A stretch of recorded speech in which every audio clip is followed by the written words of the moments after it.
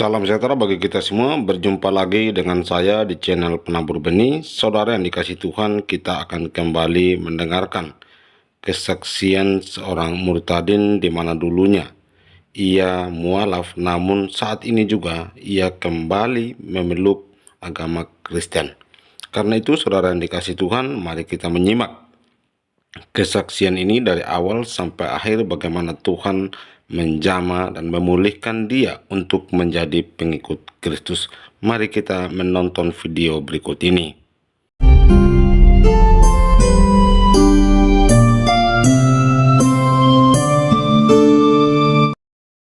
Menjalani sesama jenis pun saya pernah alami itu. Lesbi berarti tante? Ya, saya pernah juga menjual diri saya. Jadi ketemu suami Pada saat jadi BSK? Ya. Hah?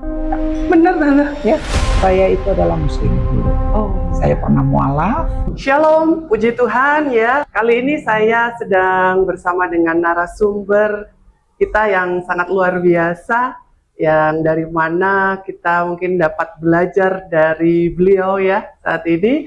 Ya, selamat sore Tante Lauren. Selamat sore. Iya. Boleh diperkenalkan diri terlebih dahulu Tante? Boleh. Shalom, nama saya Lauren. Saya 61 tahun, mau ke 62 tahun.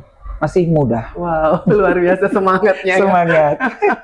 Iya, kalau boleh tahu ini riwayat keluarga Tante dari mana? Saya ngelihat kok kayaknya Tante ada turunan Chinese ya? Betul. Oh betul. Betul. Dari iya. kakek saya, dari papa Chinese, dari oma, dari papa juga itu ada Manado dan Yahudi. Jadi terus dari pihak mama ada Ambon, Timor, dan Rote. Waduh, banyak kali ya percampurannya. Bener. Ya beginilah hasilnya. Iya. Jadi riwayat keluarga bagaimana Tante? Apakah Tante memang dari Kristen atau bagaimana? Ya, saya lahir Kristen di ini. Agama Kristen ya. Agama, hanya agama ya? Dong ya. Agama Kristen tanda kutip.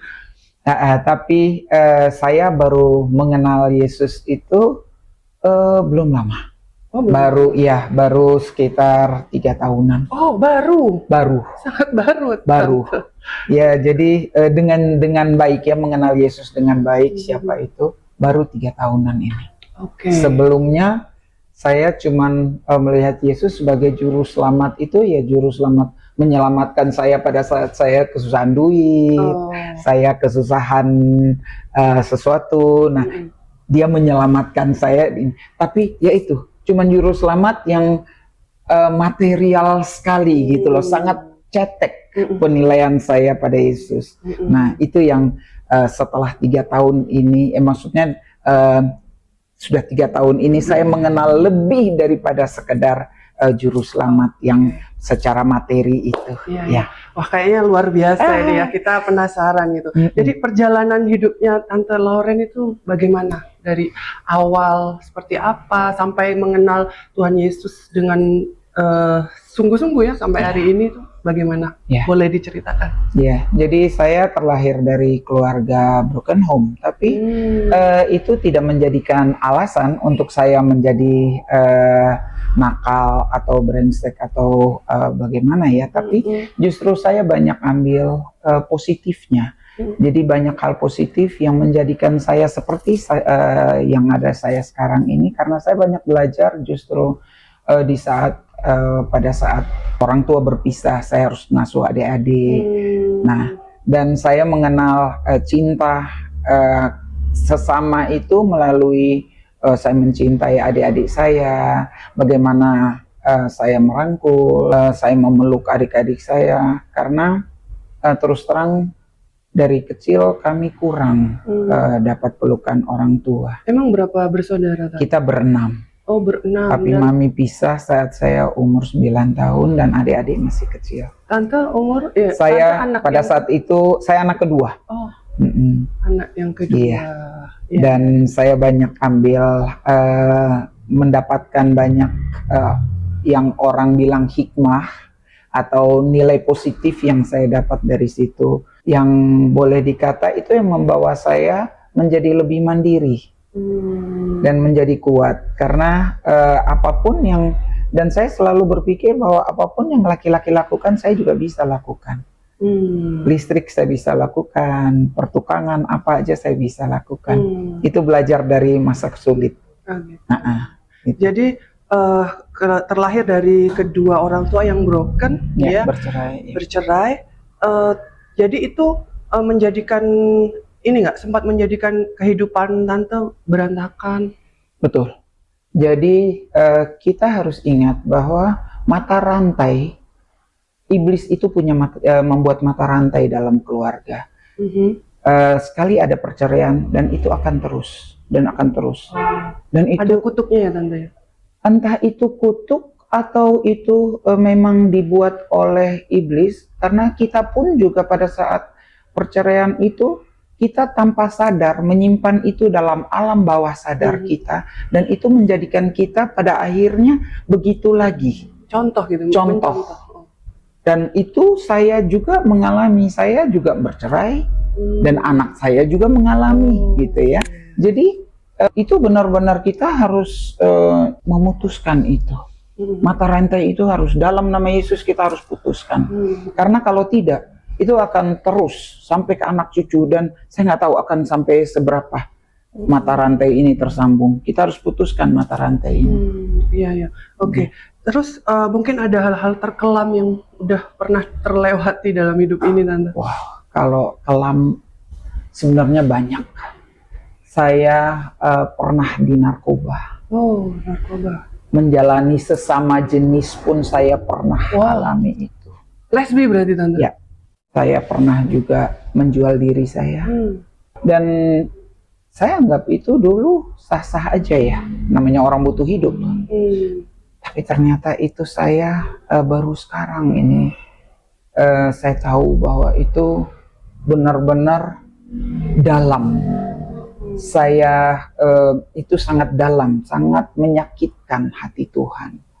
Saya sudah tidak kemana-mana saya jalan, saya bilang saya orang Kristen, tapi kehidupan saya jauh daripada kehidupan sebagai orang Kristen yang baik. Saya tidak mencontohi nabi-nabi yang sudah lalu, kehidupan kudus, itu saya tidak jalani itu. Benar-benar kehidupan porak-poranda yang saya jalani itu seperti saya jalani tanpa beban. Padahal saya baru sadar sekarang, makanya kalau saat saya menyembah ya, kadang-kadang iblis itu masih terus mengintimidasi saya bahwa kamu dulu menyakiti Tuhan dengan ini seperti film kadang-kadang diputar lagi. Bagaimana saya pernah aborsi, saya pernah, pokoknya kalau boleh saya bilang semua dosa saya sudah jalani. Ya maaf tante ya, dulu tuh tante sampai terjerat dan terjerumus dengan hal-hal negatif seperti itu. Motivasinya apa? Apakah untuk cari uang ataukah untuk senang-senang saja? Kalau narkoba dan hubungan sesama itu karena pada saat itu saya suka mabuk-mabukan. Dan pada saat saya mabuk itu, kita harus ingat bahwa pada saat mabuk itu segala hal bisa terjadi. Dan sepertinya iblis itu selalu memakai pada saat kita mabuk, kita dibikin libido kita naik. Nah, dan itu pada saat yang sama saya pun juga tidak tahu bahwa saya dihadapkan dengan seseorang yang seperti laki-laki, ternyata dia seorang perempuan gitu loh. Nah, dengan kata-kata manis, seolah-olah menjadi penolong pada saat saya lagi jatuh, terus saya lagi galau, itu dia pakai untuk kesempatan masuk. Itu adalah celah yang bukan celah, pintu yang saya buka lebar-lebar untuk orang gitu. Nah, itu alkohol itu saya harus tegaskan di sini ya, bahwa alkohol dan rokok itu adalah pintu, bukan cuma celah terlalu kecil, pintu yang kita buka untuk iblis. Dan jangan tolerir dengan itu. Saya alami itu semua, saya jalani itu semua, dan itu menghancurkan saya. tolong diingat, lepaskan itu. Minta Tuhan bantu, minta Roh Kudus bantu untuk lepaskan. Tanpa Roh Kudus kita akan gagal. Luar biasa. Iya. Dan itu sampai berapa lama nanti? Lumayan lama. Lumayan lama, bertahun-tahun. Wah. Melepaskan rokok pun baru 3 tahun ini. Makanya saya bilang saya baru bertobat. Dan ini begitu mengenal Yesus, saya bilang saya kok kayaknya nggak mampu untuk berhubungan lebih intim dengan Tuhan. Itu saya nggak bisa karena masih ada rokok. Rokok ini benar-benar menjadi tirai buat saya. Saya nggak bisa. Begitu saya mengaku bahwa saya nggak mampu, benar-benar nggak mampu, karena saya sudah berulang-ulang kali untuk mencoba untuk berhenti dengan kekuatan sendiri. Saya nggak bisa. Begitu saya menyerah, saya angkat tangan, di situ Tuhan turun tangan. Dan Tuhan benar-benar total. Bukan bilang Tuhan kalau mau tolong, tidak separuh-separuh, enggak, total. Saya setelah berhenti merokok, saya duduk dengan perokok, saya baru mau injili, dia sudah dengan asapnya. Kalau dengan kekuatan sendiri, saya ambil lagi, saya ngerokok lagi, orang dia tawarin, saya bahkan dikasih rokok. Tapi itulah ajaibnya Tuhan. Saya nggak ada kepingin sedikit pun juga tidak. Saya bahkan dimampukan saat itu untuk bilang, sayangi tubuhmu. Tubuhmu adalah rumah Tuhan, rumah roh. Luar biasa ya. Saya gitu kan dia. Saya bilang, kata-kata saya ingat, jangan sampai terlambat. Bahkan Tuhan mampukan saya untuk ngomong itu. Dan itu saya yakin pada saat itu bukan saya yang ngomong. Roh Kudus ya Tante. Roh Kudus. Luar biasa. Terus Tante dulu sampai maaf pernah jadi wanita nakal ya, PSK Tante. Ya, PSK. Oh, PSK. Itu kenapa Tante sampai seperti ekonomi. itu? Oh, itu ekonomi. Ya. Dan berapa lama itu kesempatan? Enggak lama. Enggak lama. Tidak lama karena saya begitu tahu apa, dan sebenarnya saya bukan mau mencari duit sebenarnya. Jadi mencari kesenangan dalam hubungan seks sebenarnya. Tapi saya nggak mau orang pakai saya dengan cuma-cuma. Bayar ya? Saya bilang ayo kalau mau, tapi kamu harus siapkan. Dan itu dalam dolar, saya nggak mau ini.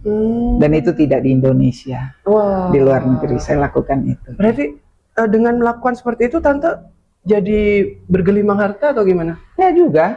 Oh enggak juga? Karena mana uangnya Tante? Ya untuk hidup aja, tapi ya begitu ya. Uang panas dipakai untuk kehidupan sehari-hari pun juga sebenarnya bukan untuk yang sehat ya. Apalagi kalau kita, maaf ya saya harus ngomong, uang panas harus kita doakan. Supaya apa yang mengikat di dalam uang itu tidak turun ke keluarga kita, ke ini. Kita nggak pernah tahu uang yang kita dapatkan itu uang hasil panas atau ini. Nah itu kita harus doakan untuk lepaskan. Dan itu saya lakukan nggak lama karena di dalam keluarga kita tidak pernah ada yang seperti itu. Jadi saya malu, saya langsung lepas. Dan kebetulan saat itu juga saya ketemu seseorang yang di dalam praktek PSK saya, dan itu menjadi suami saya terakhir ini. Oh, ya. Jadi ketemu suami pada saat jadi PSK? Ya. Hah? Bener Tante? Ya. Terus Tante mau? Ya dia yang menawarkan diri untuk, dia bilang saya serius. Saya bilang kamu lihat saya seperti apa? Dia bilang iya nggak apa-apa. Oke, tapi Om juga sudah bertobat ya hari ini? Justru itu yang saya sayangkan, dia seorang ateis. Ya. Dan tapi masih ada Tante? Orangnya masih ada, tapi dia jauh dari saya, dan saya puji Tuhan, saya justru dengan terpisahnya saya dari dia, saya malah bersyukur ya. Tuhan mau pisahkan dulu saya sampai benar-benar saya mampu untuk menginjili dia. Saya dipisahkan, saya nggak tahu dia ada di mana sekarang, tapi dengan terpisahnya kita, saya yakin saat ini Tuhan juga sedang memproses dia, terutama memproses hatinya ya, untuk menjadi lentur, dan Tuhan proses saya. Jadi saya dibekali. Saya harus bilang ya, saya sekarang lagi sekolah Alkitab. Waduh. Saya mau bekali diri saya dengan pengetahuan. Ya bukan untuk bangga-bangga ya, untuk sombong enggak. Saya merasa, saya tahu saya kurang. Saya harus mengenal Tuhan dengan lebih baik lagi. Saya harus Karena kita kalau cuman mengenal sekedar doa nggak bisa. Kita harus kembali ke Alkitab, kita harus baca, kita harus tahu. Seru banget nih ya. Iya. Ceritanya Tante Lauren seru banget. Iya, jadi nggak gampang untuk kayak saya yang udah umur begini baru belajar. Tapi setelah saya masuk sekolah Alkitab, oh ternyata puji Tuhan, yang seusia saya bahkan yang lebih tua dari saya masih ada. Jadi mereka juga, saya nggak pernah tahu dan nggak pernah mau tanya tentang kehidupan mereka, tapi dengan melihat usia mereka, mereka pun juga pasti sudah banyak makan asam garam ya, asam garam cabai. Nah, seperti saya, mungkin mereka jauh lebih baik dari saya, tapi paling tidak dengan pengalaman hidup yang mereka punya juga, pada akhirnya mereka sampai ke satu titik bahwa ternyata hidup ini sangat tidak bermakna tanpa Tuhan. Oh ya Tante, satu pertanyaan Tante, sebelum kenal Kristus, Tante ini kan hanya agamanya Kristen gitu ya. Pernah juga nggak sampai Tante itu pindah agama? Oh iya dong. Oh iya dong. Iya dong. Iya dong. Nggak afdol kalau nggak. Jadi papahnya anak-anak saya itu adalah Muslim dulu. Oh. Saya pernah mualaf. Dalam perjalanan saya sebagai mualaf itu, terus terang saya tersiksa. Saya tidak menikmati sama sekali. Karena jadi, pindah agama karena suami menikah ya, menikah. Karena suami. Menikah. Tapi nggak ngerti apa-apa berarti. Nggak ngerti, karena suami juga nggak ngajarin. Oh, terus Tante gimana? Ya jalanin aja. Pada saat orang puasa, saya ikut puasa. Sholat nggak. Cuman ya dia pun juga seperti itu gitu loh. Sholat juga nggak gitu. Nah, di tengah perjalanan itu sempat saya ke gereja lagi, tapi ke gereja itu untuk memenuhi rasa saya, bukan benar-benar mencari Tuhan ya. Karena ada kekosongan di situ. Nah, saya mencari Tuhan tuh untuk mengisi kekosongan itu. Atau karena mungkin faktor kebiasaan aja ya Tante. Bisa Lalu jadi saya itu. Ke gereja tiba-tiba ke gereja. Nah, bisa jadi itu, bisa jadi itu. Nah, semua itu untuk saya gitu loh. Saya baru mengerti yang untuk Tuhan. Seperti ada lagu ya, semua tentang Yesus. Nah itu belum lama saya baru ini. Awal-awal 3 tahun lalu pun saya begitu bertobat pun masih tentang saya gitu lah. Nah baru sekarang saya mengerti bahwa segala sesuatu yang kita lakukan sekarang udah nggak ini lagi untuk saya, tapi bagaimana saya untuk Yesus. Berarti kembali lagi ke Kristus setelah berpisah ya dari suami. Iya, begitu. Pada saat itu berpisah dengan papanya anak-anak, saya pun juga bukan ibu yang baik. Saya harus terus terang. Saya masih tetap, bahkan saya ya itu juga malam ya, anak-anak nggak saya didik dengan rohani yang baik untuk mempunyai anak yang bermental yang baik gitu ya. Nah itu yang sempat jadi saya sesali itu. Itu saya menyesal sekali. Jadi kalau bisa waktu saya putar, saya pengennya kembalikan saya mau saya terapkan kehidupan sebagai seorang ibu yang baik untuk anak-anak saya gitu. Tante ada putra berapa? Dua. Putra dan putri. Mereka sudah berkeluarga semua. Dan semua sudah dalam Tuhan ya hari ini ya? Belum. Anak perempuan saya Hindu. Dan itu PR. Ya, PR buat saya. Dan saya setelah anak saya meninggal, saya mau ada juga putra yang meninggal? Ya, anak saya yang pertama meninggal. Ya itulah. Kapan itu Nana? Belum lama, baru bulan awal Juni, akhir Mei. Oh, baru ini ya. Baru yang ini. Dia pun juga, jadi dia terkena perdarahan di otak, menjadikan dia stroke. Tapi justru pada saat dia stroke, dia bisa secara audible mendengar suara Tuhan dan dia lebih mendekatkan diri ke Tuhan. Terus hampir setiap hari yang saya selalu lihat tuh selalu dia dalam doa. Sampai dia juga ikut melibatkan diri di gereja. Anak saya mungkin karena dia lahir dari seorang ibu yang emosional, saya cukup emosional orangnya. Mungkin karena darah yang mengalir di diri saya ini ada darah timornya ya. Juga karena saya tidak dipimpin Tuhan, sudah pasti. Orang kalau nggak dipimpin Tuhan pasti Keras ya. sangat. Nah, dan itu mengalir ke anak saya. Anak saya pun juga menjadi pribadi yang keras, egois, dan sombong. Tapi setelah dia sakit dan dia lebih dekat ke Tuhan, Tuhan rubah total.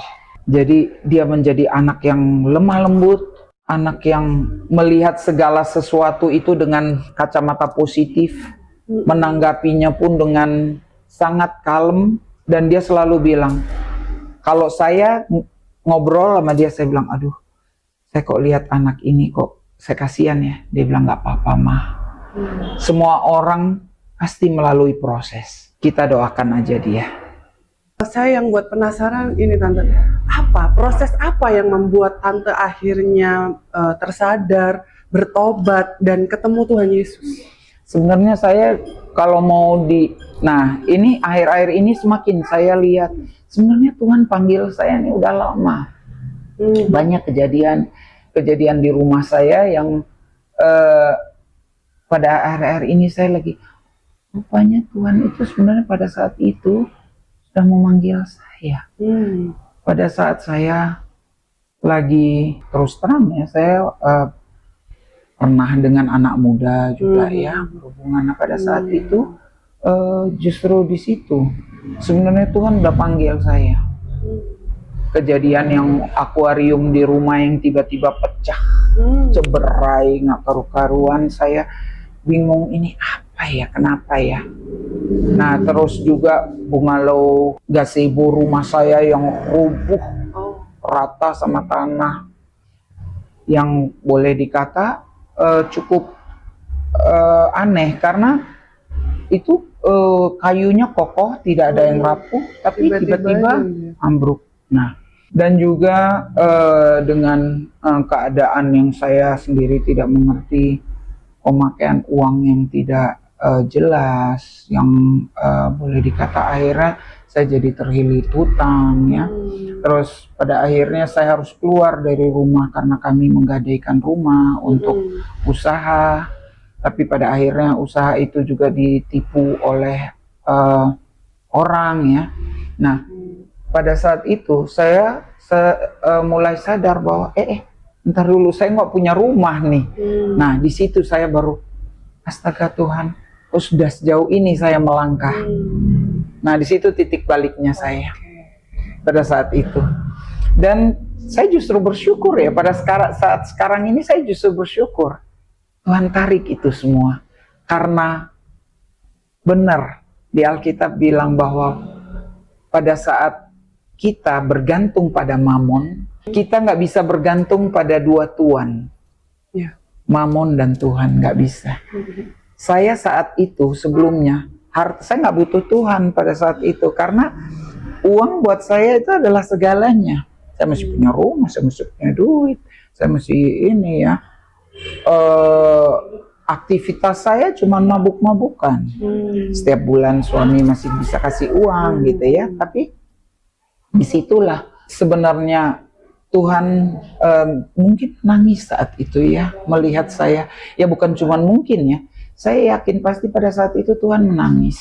Karena beberapa tanda sudah dikasih untuk saya, ayo balik. Tapi saya tidak juga balik. Dan pada akhirnya semua direnggut, dan saat itu saya sadar, aduh, saya melangkah kok sudah terlalu jauh. Dan pada saat itu saya puji Tuhan, ada anak saya yang dia sudah dekat dengan Tuhan pada saat itu. Jadi dia yang mengingatkan saya, ayo mah ke gereja. Berapa kali dia ngajak, saya masih nanti aja. Terus dia nggak bosan-bosan ngajak saya, ayo mah ke gereja. Kadang ada ngomelnya juga dia, mama nih lu nggak pernah ke gereja, mau jadi apa mama? Dan mabuk-mabukan itu masih terus saya.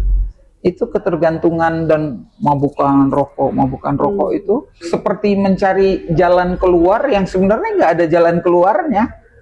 Malah saya masih tetap seperti sembunyi dalam cangkangnya saya gitu loh, cangkang kehebatan yang nggak mau ini, cangkang kesombongan saya gitu ya. Nah, pada saat anak saya terakhir itu bilang, "Mah, sebelum terlambat ayo ke gereja."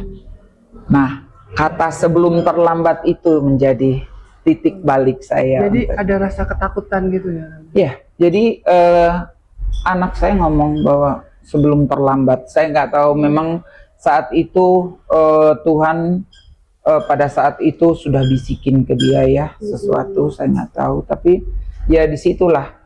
Dan puji Tuhan kita selalu berangkat bareng ke gereja, selalu ini ya, kadang-kadang.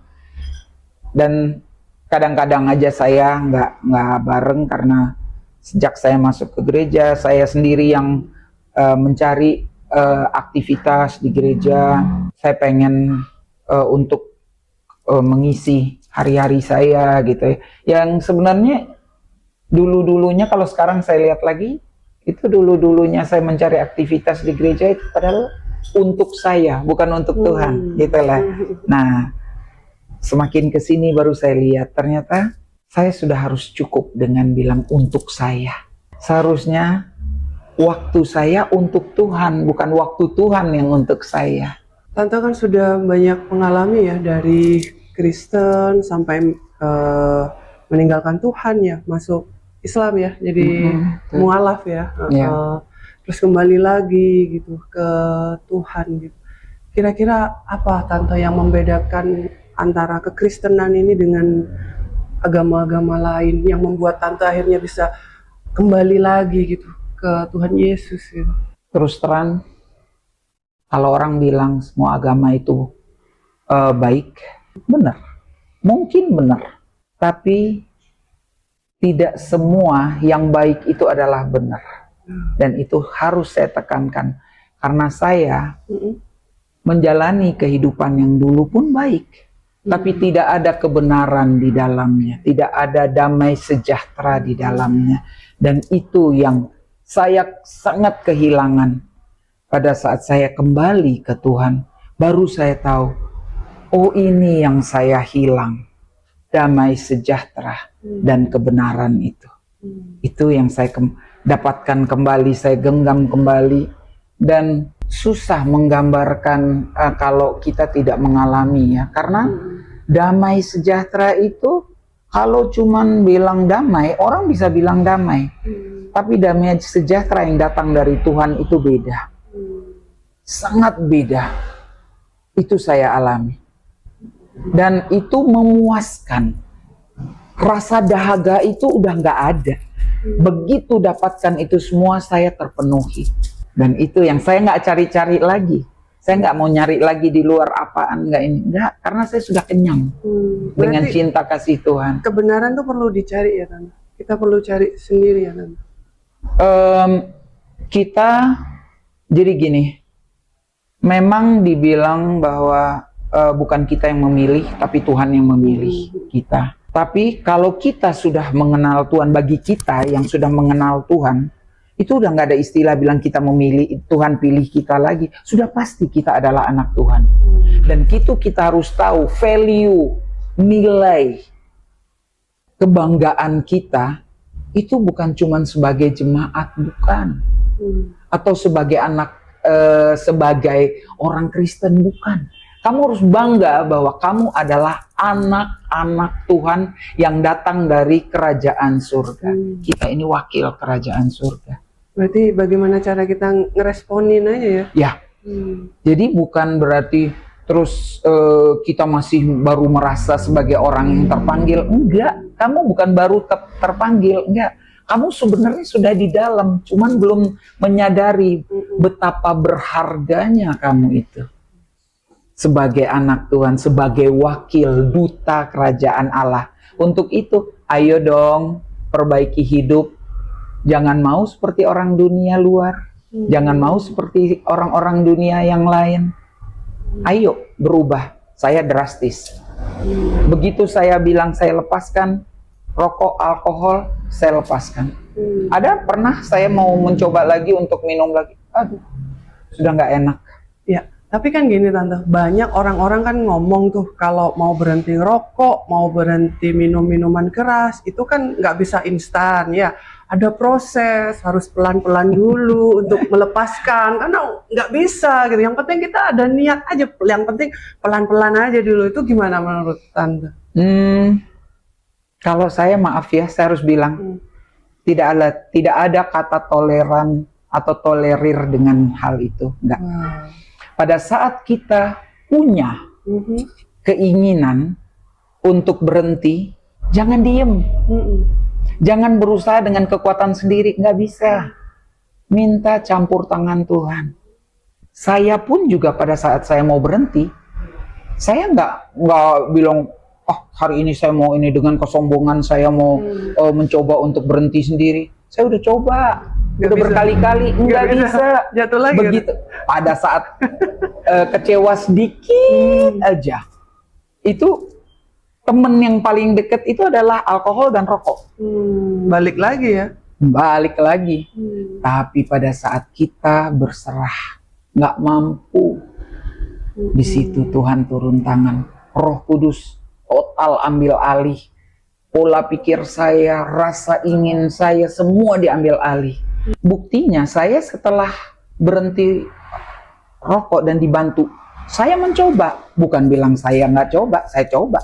Itu rokok kok rasanya kayak bon cabe, maaf ya, saya harus bilang pedes di mulut, itu nggak ada enaknya. Jadi saya ambil lagi yang baru, saya bilang, oh ini yang udah lama kali ini, udah rusak rokoknya, saya ambil paket yang baru, tetap sama. Jadi benar kita dibikin tidak nyaman, tidak enak pada saat ini. Dan saya belajar untuk dengar-dengaran di saat itu. Karena saya yang minta Roh Kudus untuk campur tangan, saya respon. Saya harus respon karena kita percuma. Tuhan mau kerjasama dengan kita, tapi kitanya berkeras untuk tidak kerjasama. Perusahaan pun kalau mau bekerja sama dengan orang, tapi orangnya nggak ada respon, ditinggalin. Apalagi Roh Kudus mau kerjasama dengan orang, tapi orangnya nggak mau ajak bekerja sama. Jangan sampai Roh Kudus tinggalin kita. Jangan sampai dicuekin sama Roh Kudus. Gak enak. Saya tanggapin itu dan puji Tuhan, saya dekat dengan perokok pun beberapa kali. Maaf ya, saya harus ngomong di komsel saya merokok semua. Tapi pada saat mereka merokok pun saya tidak ini. Ya, saya sempat bilang ke mereka, jangan sampai menyesal. Ayo minta Tuhan untuk bantu. Tapi mereka rupanya masih nyaman dengan keadaan itu. Ya saya nggak bisa banyak ngomong, ya itu hidup ini adalah pilihan. Jadi itu kalaupun itu memang pilihan mereka, ya saya nggak bisa ngomong. Tapi saya sama sekali tidak, orang bilang tidak ngaruh. Mereka mau ngerokok mau apa, enggak. Saya nggak ada keinginan sama sekali. Dan saya puji Tuhan, Tuhan bikin saya, bukan saya loh ya yang radikal ya. Tuhan yang bikin saya menjadi radikal dalam hal itu. Jadi benar-benar kita nggak bisa abu-abu, itu nggak ada. Di Tuhan tuh kalau mau putih-putih sekalian, hitam-hitam sekalian. Berarti Tante ini kan Kristennya sekarang udah Kristen radikal ya gitu ya. Ya begitulah ya, boleh dikata. Mantap. Jadi gimana Tante? Banyak yang musuhin juga nggak? Kira-kira di komsel atau di lingkungan, sok suci lo sekarang gitu kan? Ya saya tahu. Saya tahu ada beberapa yang seperti itu ya. Cara saya bisa lihat dari cara melihat mereka, tapi nggak apa-apa. Mungkin saya pun dulu pernah begitu, melihat orang yang dengan tingkat rohaninya lebih tinggi dari saya pun juga berpikiran seperti itu dulu saya. Nah, saya berharap mereka, jadi gini, mereka biasanya Tuhan itu kalau mau tegur, itu ada tandanya, tuh ada sebenarnya, ada tanda-tanda, entah dia sakit, entah. Nah, itu harus respon. Pada saat sakit atau apa, respon, ayo. Itu tanda dari Tuhan, ayo, udah Tuhan mau panggil tuh, ayo. Jangan Tuhan panggil beneran diambil nyawanya, baru mau ini, nggak bisa. Atau udah sakit yang parah bener baru bertobat, jangan, ayo. pasti ada sedikit-sedikit entah flu yang atau napas yang nggak bisa, ini batuk yang nggak berhenti-berhenti. Ayolah, di situ momen sebenarnya Tuhan udah tegur. Nah, respon. Respon. Jangan mengaku orang Kristen kalau tidak dengar-dengaran. Jangan mengaku orang Kristen kalau kamu menjadi pengikut Kristus, tapi teguran Tuhan kamu abaikan. Karena Tuhan menegur awal memang pelan. Pelan, dan pelan lagi, pelan. Dan itu kadang orang, jangan kaget ya. Tuhan bisa pakai orang-orang di sekitar kita untuk menegur kita juga. Jangan anggap sepele. Jangan melihat itu sebagai, sirik lu, atau sok suci lu. Jangan. Karena Tuhan sedang pakai orang itu untuk menegur. Mungkin memang kata-katanya nggak enak di kuping. Ya karena kita kan mau dengar yang enak-enak aja kan, udah pastilah kalau ini mau dengar yang sesuai dengan apa yang kita mau dengar gitu kan. Nah, tapi justru pada saat yang tidak enak itu yang sebenarnya kita harus dengar. Obat tuh nggak pernah enak. Iya, betul. Yang enak tuh racun malah. Iya kan? Oke, ya. Tante mungkin ada sedikit pesan-pesan Tante buat teman-teman yang lagi nyaksikan ini. Tante mungkin lagi bergumul ya dengan dosanya, ya masih nggak bisa keluar dari ikatan-ikatan dosa, masih ada di lembah kekelaman, atau ya itulah nggak bisa berhenti ngerokok, minum segala macam gitu. Mungkin Tante punya tipsnya atau pesan-pesan untuk saudara-saudara semua yang lagi dengerin. Secara manusia memang kita nggak mampu. Kita harus akui itu. Kalau kita berusaha untuk keluar dari jeratan itu semua, entah itu jeratan narkoba, minum-minuman keras, atau rokok. Kalau kita pakai kekuatan sendiri, sudah pasti. Mungkin saat itu kita boleh sombong. Kita sempat berhenti, kita sombong. Wah, lihat nih gua sombong, gua bisa berhenti. Tapi coba pada saat kita kecewa, pasti kita akan cari barang haram-haram itu lagi. Nah, tapi kalau kita menyerah pada kedaulatan Tuhan, pada kuasa Tuhan, Tuhan tidak akan pernah memberikan ular untuk anaknya yang meminta nasi. Dan itu saya alami. Kalau pakai kekuatan sendiri saya nggak mampu. Roh Kudus memampukan saya. Dan itu pasti. Kalau minta Roh Kudus untuk bantu, pasti. Dan janji Tuhan pasti, karena Tuhan memang tidak menghilangkan narkoba itu dari muka kita atau orang-orang yang perokok di depan kita, itu enggak. Tapi janji Tuhan adalah saya selalu beserta engkau. Dalam keadaan berdosa pun Tuhan melihat. Saya pun pada saat saya sedang berdosa, saya sedang telanjang bersenggama dengan orang, itu baru saya sadar loh, aduh Tuhan, saya maafkan saya. Itu Tuhan sedang melihat, dan itu benar-benar memalukan. Untuk itu ayo teman-teman yang lagi terikat, saudara-saudara yang lagi terikat, ayo minta Tuhan. Jangan keraskan hati, jangan sombong bahwa kita mampu. Enggak, ayo lenturkan hati, minta Tuhan untuk bantu. Pasti Tuhan bantu.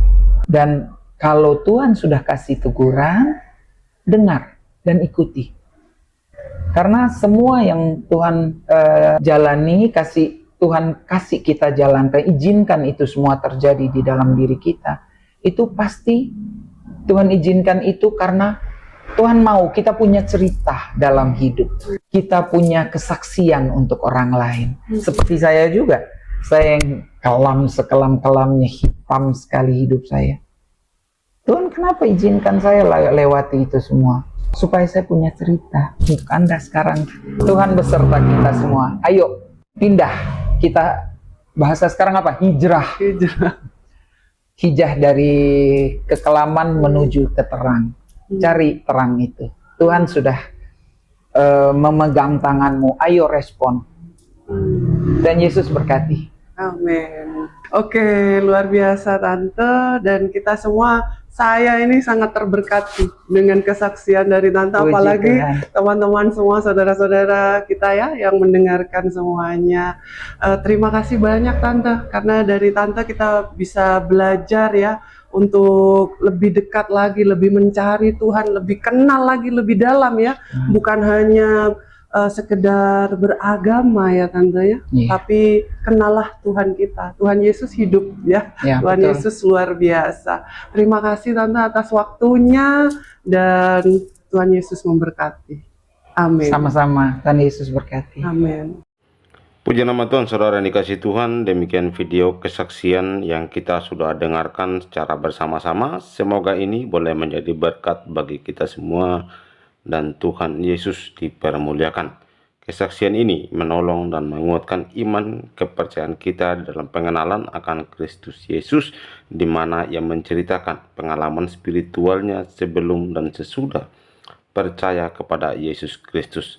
Meskipun banyak tantangan dan masalah, tetapi ia terus bersandar dan mengandalkan Tuhan dalam kehidupannya dan juga menjadi berkat, sehingga banyak orang di luar sana yang mau menjadi pengikut Kristus oleh karena kesaksian hidupnya. Karena itu kita sebagai pengikut Kristus, mari kita terus menjadi berkat melalui perkataan, tindakan, dan perbuatan kita, sehingga Tuhan saja yang dipermuliakan dalam kehidupan sebagai orang percaya. Semoga kesaksian ini boleh terus kita dikuatkan dan diteguhkan menjadi umat pilihan Allah Sorgawi. Sampai jumpa di video berikutnya. Tuhan Yesus memberkati kita semua.